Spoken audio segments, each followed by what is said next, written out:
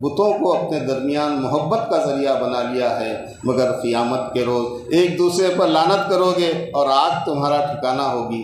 لوط نے ابراہیم کی بات کو مانا، پھر ہم نے ابراہیم کو اسحاق اور یعقوب جیسی اولاد عطا کی اور اس کی نسل میں نبوت اور کتاب رکھ دی۔ لوط نے اپنی قوم سے کہا، تم وہ فحش۔ السلام علیکم ورحمۃ اللہ وبرکاتہ۔ آل انڈیا تحریک امن و سلامتی فاؤنڈیشن کی چینل میں آپ کا ویلکم اور خوش آمدید ہے۔ آج جو نماز تراویح میں سنایا گیا قرآن مجید، اس کا ترجمہ اور اس کی تشریح آپ کی خدمت میں پیش کی جا رہی ہے۔ اس سے پہلے آپ سے میرا ایک چھوٹا سا ایک درخواست ہے، ایک اپیل ہے دردمندانہ۔ کیا اس کتاب کو لوگوں تک پہنچانا کیا صرف میری ہی ذمہ داری ہے؟ آپ کی نہیں ہے؟ نہیں، آپ کی بھی ذمہ داری ہے۔ میں یہ کوشش کر کے آپ تک پہنچا رہا ہوں، اور آپ بھی اس پیغام کو دوسرے بھائیوں تک پہنچائیے، کیونکہ میں دیکھ رہا ہوں بس تھوڑے بہت لوگ جو ہے اس پیغام کو سن رہے ہیں اور چھوڑ دے رہے ہیں نا۔ بیکار کے چیزوں پہ ہزاروں لوگ جو ہے اس کو سن لے رہے ہیں، جو ہے وہاں تک پہنچ رہا ہے، اور یہ کتاب، یہ بات صرف تھوڑے ہی لوگ جو ہے سن کے چھوڑ دے رہے ہیں۔ جو بھی لوگ سن رہے ہیں ان کی یہ ذمہ داری ہے کہ اپنے فون کے ذریعے سے، آج کل اللہ نے بہت سہولت دیا ہے، فون میں واٹس ایپ کے ذریعے آپ کے تمام جتنے لوگ ہیں ان تمام لوگوں تک اس پیغام کو پہنچا دیجئے۔ اللہ تعالیٰ آپ کو اس کا اجر ملے گا، آپ کو پہنچانے کا ثواب ملے گا۔ اگر وہ سنے گا تو اس میں سے بھی آپ کو اجر ملے گا، اگر وہ نہیں بھی سنے تو آپ کو یہ پہنچانے کا یہ ثواب تو آپ کو کیسا بھی ملے گا۔ یہ تو لہٰذا اس پیغام کو آپ بھی جو ہے اپنے ان تمام بھائیوں تک پہنچائیے، کیونکہ یہ آپ کی بھی ذمہ داری ہے۔ کیونکہ میں آپ تک پہنچا رہا ہوں، لوگ جو ہے نہیں سن رہے ہیں۔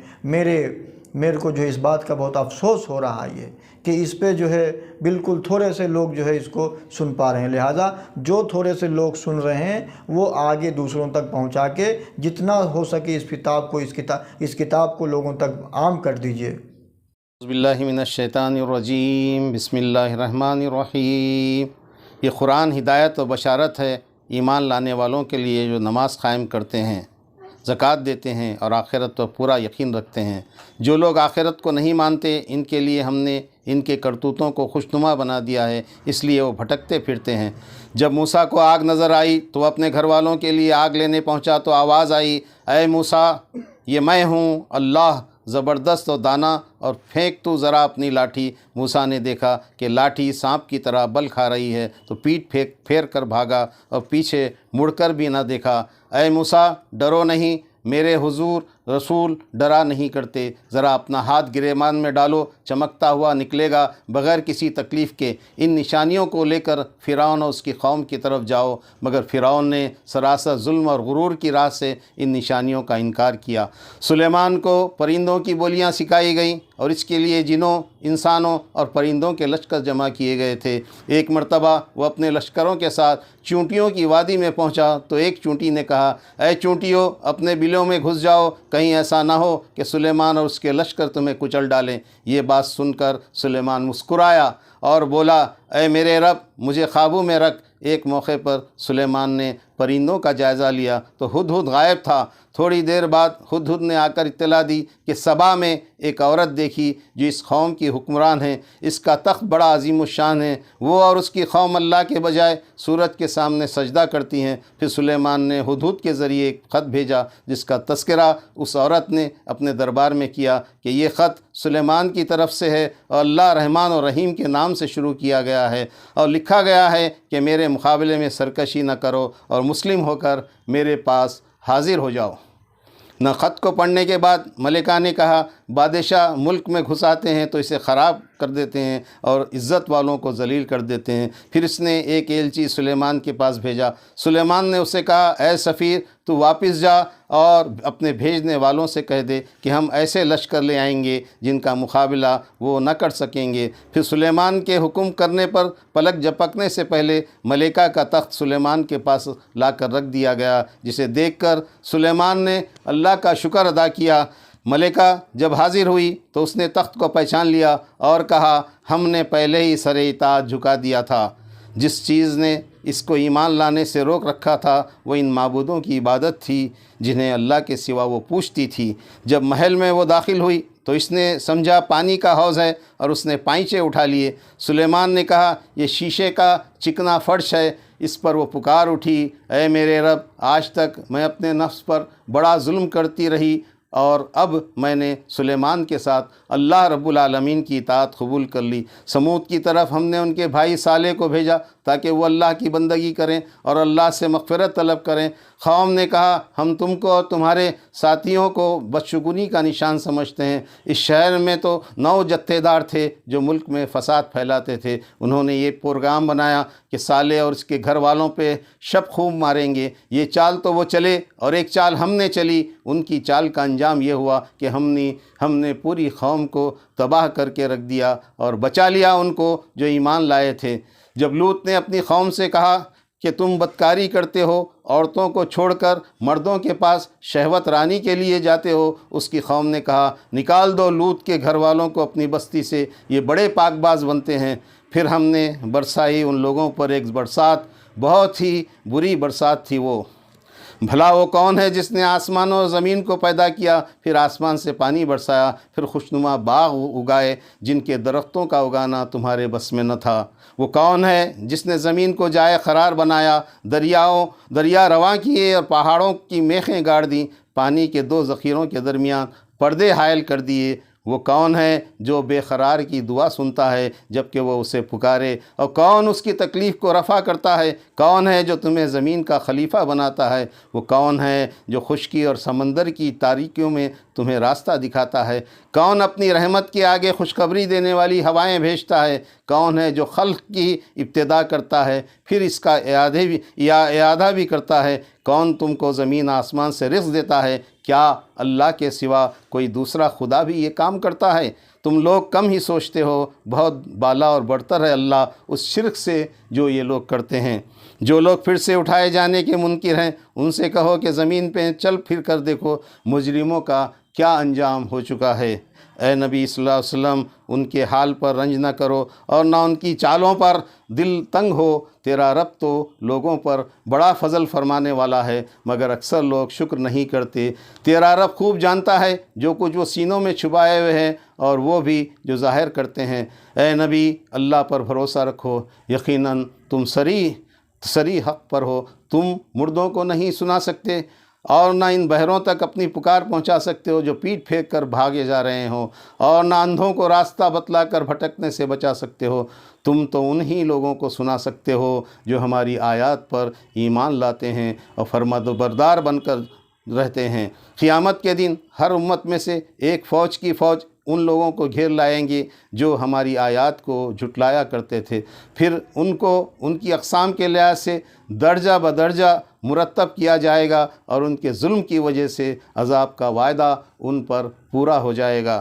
جس دن سور پھونکا جائے گا تو آسمان اور زمین میں جو بھی ہیں ہول کھا جائیں گے سوائے ان لوگوں کے جنہیں اللہ اس ہول سے بچانا چاہے گا۔ جو شخص بھلائی لے کر آئے گا اسے اس سے زیادہ بہتر صلہ ملے گا، اور ایسے لوگ اس دن کے ہول سے محفوظ رہیں گے، اور جو برائی لیے ہوئے آئے گا ایسے سب لوگ آگ میں پھینک دیے جائیں گے۔ جیسا کرو گے ویسا بھرو گے۔ اے نبی صلی اللہ علیہ وسلم، ان سے کہو مجھے حکم دیا گیا ہے کہ میں مسلم بن کر رہوں اور یہ قرآن پڑھ کر سناؤں۔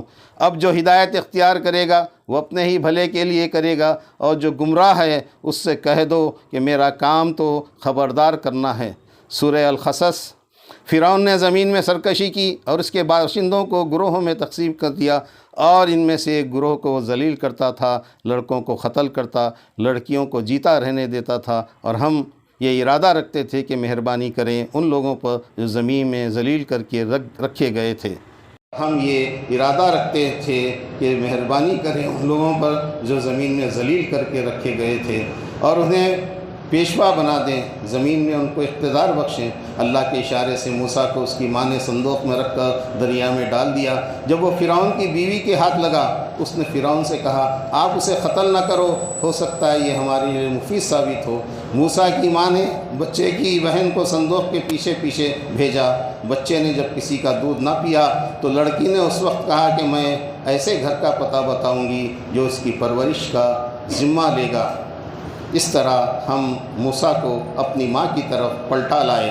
جب موسیٰ اپنی پوری جوانی کو پہنچ گیا تو ایک دن وہ شہر میں داخل ہوا، دیکھا کہ دو آدمی لڑ رہے ہیں، ایک اس کی قوم اپنی قوم کا اور دوسرا اس کی دشمن قوم کا۔ اس کی قوم کے آدمی نے موسیٰ سے مدد طلب کی، موسیٰ نے دشمن قوم کے آدمی کو ایک ہی گھونسا مارا اور کام تمام کر دیا۔ پھر نادم ہو کر اللہ سے مغفرت کی دعا کی اور اللہ نے اس کی مغفرت فرما دی۔ دوسرے روز موسیٰ شہر کے راستے سے جا رہا تھا، وہی شخص جس نے کل اسے مدد کے لیے پکارا تھا، اس نے آج پھر سے اسے پکارا۔ موسیٰ ارادہ کر ہی رہا تھا کہ دشمن قوم کے آدمی پر حملہ کرے تو وہ پکار اٹھا، کیا تو مجھے قتل کر دے گا؟ کیا اس ملک میں جبار بن کر رہنا چاہتا ہے؟ پھر اس کے بعد ایک شخص نے موسیٰ کے پاس آ کر یہ مشورہ دیا کہ یہاں سے نکل جا، اس لیے کہ سرداروں میں تیرے قتل کے مشورے ہو رہے ہیں۔ موسیٰ نے مصر سے نکل کر مدین کا رخ کیا۔ جب وہ مدین کے کنویں پر پہنچا، اس نے دیکھا کہ بہت سے لوگ اپنے جانوروں کو پانی پلا رہے ہیں اور الگ سے دو عورتیں اپنے جانوروں کے ساتھ کھڑی ہوئی ہیں۔ موسیٰ کے پوچھنے پر عورتوں نے بتایا کہ جب تک یہ سب لوگ اپنے جانوروں کو پانی نہ پلا لیں، ہم اپنے جانوروں کو پانی نہیں پلا سکتے، اور ہمارے والد بوڑھے آدمی ہیں۔ موسیٰ نے ان کے جانوروں کو پانی پلا دیا اور پھر ایک سائے کی جگہ جا بیٹھا اور اللہ سے دعا کی کہ جو چیز بھی تو مجھ پر نازل کر دے میں اس کا محتاج ہوں۔ کچھ دیر میں دونوں عورتوں میں سے ایک اس کے پاس آئی اور کہا کہ ابا جان آپ کو بلا رہے ہیں۔ موسیٰ نے ان حضرت کو سارا قصہ سنایا تو انہوں نے دلاسا دیا۔ لڑکیوں کے باپ نے کہا میں چاہتا ہوں کہ اپنی دو بیٹیوں میں سے ایک کا نکاح تمہارے ساتھ کر دوں، شرط یہ ہے کہ تم 8 سال تک میرے یہاں ملازمت کرو، اگر 10 پورے کر دو تو تمہاری مرضی۔ موسیٰ نے جواب دیا کہ یہ بات میرے اور آپ کے درمیان طے ہو گئی۔ جب موسیٰ نے اپنی مدت پوری کی اور اپنے اہل و عیال کو لے کر چلا تو طور کی جانب اس کو ایک آگ نظر آئی۔ اس نے اپنے گھر والوں سے کہا کہ تم یہیں ٹھہرو، میں اس آگ سے کوئی انگارہ لے آؤں جسے تم ناپ سکو دو، کوئی خبر لاؤں۔ جب وہ وہاں پہنچا تو پکارا گیا، اے موسیٰ میں اللہ ہوں جہاں والوں کا مالک۔ پھر موسیٰ کو عصا اور ید بیضا 2 معجزے دیے گئے اور کہا کہ ان کو لے کر فرعون اس کے درباریوں کے پاس جاؤ۔ پھر موسیٰ کے کہنے پر اللہ نے ہارون کو بھی موسیٰ کے ساتھ کر دیا۔ جب موسیٰ فرعون اور اس کے قوم کے پاس پہنچا تو انہوں نے ان نشانیوں کو جادو کہہ کر رد کر دیا۔ فرعون نے کہا کہ اے اہل دربار، میں تو اپنے سوا تمہارے کسی خدا کو نہیں جانتا۔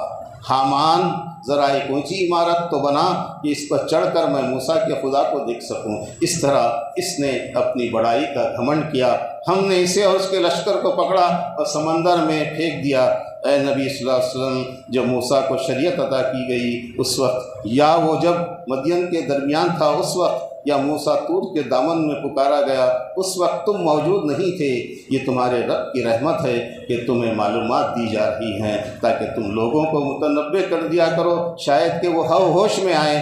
وہ کہتے ہیں قرآن اور تورات دونوں جادو ہیں، ہم کسی کو نہیں مانتے۔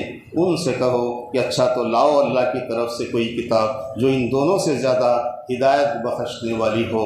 اگر تم سچے ہو میں اسی کی پیروی اختیار کروں گا۔ اہل کتاب اس قرآن پر ایمان لاتے ہیں اور کہتے ہیں کہ ہم اس پر ایمان لائے، یہ واقعی حق ہے ہمارے رب کی طرف سے، ہم پہلے ہی سے مسلم ہیں۔ ان کو اجر دوبارہ دیا جائے گا اس ثابت قدمی کے بدلے میں جو انہوں نے دکھائی۔ وہ برائی کو بھلائی سے دفع کرتے ہیں، اللہ کی راہ میں خرچ کرتے ہیں، مگر دوسرے لوگ جو ہدایت کی پیروی اختیار نہیں کرتے، جبکہ ہم نے ایک پرامن حرم کو ان کے لیے جائے قیام بنا دیا جس کی طرف سے ہر طرح کے ثمرات کھینچے چلے آتے ہیں ہماری طرف سے رزق کے طور پر۔ بستیاں جب اپنی معیشت پر اترائیں اور رسولوں کے ذریعے حق کے پہنچنے پر ظالمانہ روش اختیار کیا تب کہیں ہلاک کر دی گئیں۔ تم لوگوں کو جو کچھ بھی دیا گیا ہے وہ محض دنیا کی زندگی کا سامان اور زینت ہے، جو کچھ اللہ کے پاس ہے وہ بہتر اور باقی رہنے والا ہے۔ بھلا وہ شخص جس سے ہم نے اچھا وعدہ کیا ہو اور وہ اسے پانے والا بھی ہو، کبھی اس شخص کی طرح ہو سکتا ہے جسے ہم نے صرف حیات دنیا کے سر و سامان دے دیا ہو اور پھر وہ قیامت کے روز سزا کے لیے پیش کیا جانے والا ہو۔ قیامت کے روز ان سے کہا جائے گا کہ پکارو اب اپنے ٹھہرائے ہوئے شریکوں کو، یہ انہیں پکاریں گے مگر وہ ان کا کوئی جواب نہ دیں گے۔ ان سے یہ بھی پوچھا جائے گا کہ جو رسول بھیجے گئے تھے انہیں تم نے کیا جواب دیا؟ وہ کوئی جواب نہ دے سکیں گے۔ جس نے توبہ کی اور ایمان لے آیا اور نیک عمل کیے وہاں فلاح پائے گا۔ کیا تم نے غور کیا کہ اگر اللہ قیامت تک کے لیے تم پر ہمیشہ رات طاری کر دے تو اللہ کے سوا وہ کون سا معبود ہے جو تمہارے لیے روشنی لا دے؟ کبھی تم نے سوچا اگر اللہ قیامت تک تم پر ہمیشہ کے لیے دن طاری کر دے تو اللہ کے سوا کون سا معبود ہے جو تمہارے لیے رات لا دے تاکہ تم سکون حاصل کرو؟ کیا تم کو کچھ بھی نہیں سوچتا؟ قارون کو اتنے خزانے دیے گئے تھے کہ ان کی کنجیاں طاقتور آدمیوں کی ایک جماعت مشکل سے اٹھا سکتی تھی۔ وہ اپنی قوم کے خلاف سرکش ہو گیا۔ قوم کے لوگوں نے کہا بھول نہ جا، اللہ نے جو مال تجھے دیا ہے اس سے آخرت کا گھر بنانے کی فکر کر، احسان کر جس طرح اللہ نے تیرے ساتھ احسان کیا ہے، زمین میں فساد برپا نہ کر۔ اس نے کہا یہ سب کچھ تو مجھے اس علم کی بنا پر دیا گیا ہے جو مجھے حاصل ہے۔ ایک روز اپنی قوم کے سامنے پورے ٹھاٹ باٹ کے ساتھ نکلا۔ دنیا کے طالب اسے دیکھ کر کہنے لگے کاش ہمیں بھی وہی کچھ ملتا جو قارون کو دیا گیا ہے، یہ تو بڑے نصیبے والا ہے۔ لیکن علم والوں نے کہا کہ اللہ کا ثواب بہتر ہے اس شخص کے لیے جو ایمان لائے اور نیک عمل کرے۔ آخرکار ہم نے قارون کو اور اس کے گھر کو زمین میں دھنسا دیا، پھر کوئی اس کے حامیوں کا گروہ نہ تھا اور نہ وہ خود اپنی مدد آپ کر سکا۔ یہ دیکھ کر کل جو اس کی منزلت کی تمنا کر رہے تھے انہوں نے کہا ہم بھول گئے تھے کہ رزق رسانی اللہ کی طرف سے ہے، اللہ نے ہم پر احسان نہ کیا ہوتا تو ہم بھی زمین میں دھسا دیے جاتے۔ آخرت کا گھر تو ہم ان لوگوں کے لیے مخصوص کر دیں گے جو زمین میں اپنی بڑائی نہیں چاہتے اور نہ فساد کرنا چاہتے ہیں، اور انجام کی بھلائی متقیوں ہی کے لیے ہے۔ جو کوئی بھلائی لے کر آئے گا اس کے لیے اس سے بہتر بھلائی ہے، اور جو برائی لے کر آئے تو اسے ویسا ہی بدلہ ہے جیسا کہ اس نے عمل کیا۔ یہ تو محض تمہارے رب کی مہربانی ہے کہ تم پر قرآن نازل کیا گیا۔ اب اپنے رب کی طرف دعوت دو، مشرکین میں شامل نہ ہو، ہر چیز ہلاک ہونے والی ہے سوائے اس ایک ذات کی فرما روائی اسی کی ہے۔ سورہ عنکبوت۔ لوگوں نے یہ سمجھ رکھا ہے کہ بس اتنا کہنے پر چھوڑ دیے جائیں گے کہ ہم ایمان لائے اور ان کو آزمایا نہ جائے گا۔ اللہ کو تو یہ ضرور دیکھنا ہے کہ سچے کون ہیں اور جھوٹے کون۔ جو شخص بھی مجاہدہ کرے گا اپنے ہی بھلے کے لیے کرے گا۔ اللہ دنیا جہاں والوں سے بے نیاز ہے۔ ہم نے انسان کو ہدایت کی کہ اپنے والدین کے ساتھ نیک سلوک کریں، لیکن اگر وہ تجھ پر زور ڈالیں کہ تو میرے ساتھ کسی ایسے معبود کو شریک ٹھہرائے جسے میرے شریک کی حیثیت سے تو نہیں جانتا تو ان کی اطاعت نہ کر۔ لوگوں میں کوئی ایسا بھی ہے کہ جب وہ اللہ کے معاملے میں ستایا جاتا ہے تو اس نے اس کو اللہ کا عذاب سمجھا، اور جب اللہ کی مدد آ گئی تو یہی شخص کہے گا کہ ہم تو تمہارے ساتھ تھے۔ اللہ کو تو ضرور یہ دیکھنا ہے کہ ایمان والے کون ہیں اور منافق کون۔ قیامت میں کافر اپنے بوجھ بھی اٹھائیں گے اور اپنے بوجھوں کے ساتھ دوسرے بہت سے بوجھ بھی اٹھائیں گے۔ نوح نے 950 سال اپنی قوم کو دعوت دی، پھر نیکوں کو ہم نے کشتی میں بچا لیا اور اسے دنیا والوں کے لیے نشان عبرت بنا کر رکھ دیا۔ ابراہیم نے بھی اپنی قوم سے کہا کہ اللہ کی بندگی کرو اور اس سے ڈرو، اس کے سوا جن کی پرستی تم کرتے ہو وہ کوئی اختیار ہی نہیں رکھتے۔ خالص ہو کر اللہ ہی کی بندگی کرو اور اس کا شکر ادا کرو۔ اللہ ہی خلق کی ابتدا کرتا ہے اور اعادہ تو اللہ کے لیے آسان تر ہے۔ یقیناً اللہ ہر چیز پر قدرت رکھتا ہے، جسے چاہے سزا دے اور جس پر چاہے رحم کرے۔ تم نہ زمین میں اسے عاجز کر سکتے ہو نہ آسمان میں۔ اللہ سے بچانے والا کوئی سرپرست اور مددگار تمہارے لیے نہیں ہے۔ ابراہیم کی قوم نے یہی کہا قتل کر دو اسے یا جلا ڈالو اس کو، مگر اللہ نے اسے آگ سے بچا لیا۔ اس نے کہا تم نے دنیا کی زندگی میں تو اللہ کو چھوڑ کر بتوں کو اپنے درمیان محبت کا ذریعہ بنا لیا ہے، مگر قیامت کے روز ایک دوسرے پر لعنت کرو گے اور آگ تمہارا ٹھکانہ ہوگی۔ لوط نے ابراہیم کی بات کو مانا، پھر ہم نے ابراہیم کو اسحاق اور یعقوب جیسی اولاد عطا کی اور اس کی نسل میں نبوت اور کتاب رکھ دی۔ لوط نے اپنی قوم سے کہا تم وہ فحش کام کرتے ہو جو تم سے پہلے دنیا والوں میں کسی نے نہیں کیا ہے، تم مردوں کے پاس جاتے ہو اور رہزنی کرتے ہو۔ قوم نے اس کو عذاب لانے کا چیلنج دیا۔ لوط نے اللہ سے مدد مانگی، پھر ہم نے جو فرشتے بھیجے وہ ابراہیم کو بشارت دیتے ہوئے لوط کے پاس پہنچے، اور انہوں نے لوط سے کہا ڈرو نہیں، ہم تمہیں تمہارے گھر والوں کو بچا لیں گے سوائے تمہاری بیوی کے، ہم اس بستی کے لوگوں پر آسمان سے عذاب نازل کرنے والے ہیں۔ پھر مدین میں شعیب کو بھیجا، نافرمانی پر اس قوم کو تباہ کیا، عاد و سمود کو ہم نے ہلاک کیا، ہارون، فرعون اور حامان کو ہلاک کیا، ہر ایک کو ہم نے اس کے گناہ پر پکڑا، کسی پر ہم نے پتھراؤ کرنے والی ہوا بھیجی، کسی کو ایک زبردست دھماکے نے آ لیا، کسی کو زمین میں دھسا دیا، کسی کو غرق کر دیا۔ اللہ ظالم نہ تھا مگر وہ خود انہوں نے اپنے اوپر ظلم کیا۔ جن لوگوں نے اللہ کو چھوڑ کر دوسرے سرپرست بنا لیے ہیں، ان کی مثال مکڑی جیسی ہے جو اپنا ایک گھر بناتی ہے، اور سب گھروں سے زیادہ کمزور گھر مکڑی کا گھر ہوتا ہے۔ کاش کہ یہ لوگ علم رکھتے۔ اس کتاب کی تلاوت کرو اور نماز قائم کرو، نماز فحش اور برے کاموں سے روکتی ہے۔ اللہ کا ذکر اس سے بھی زیادہ بڑی چیز ہے۔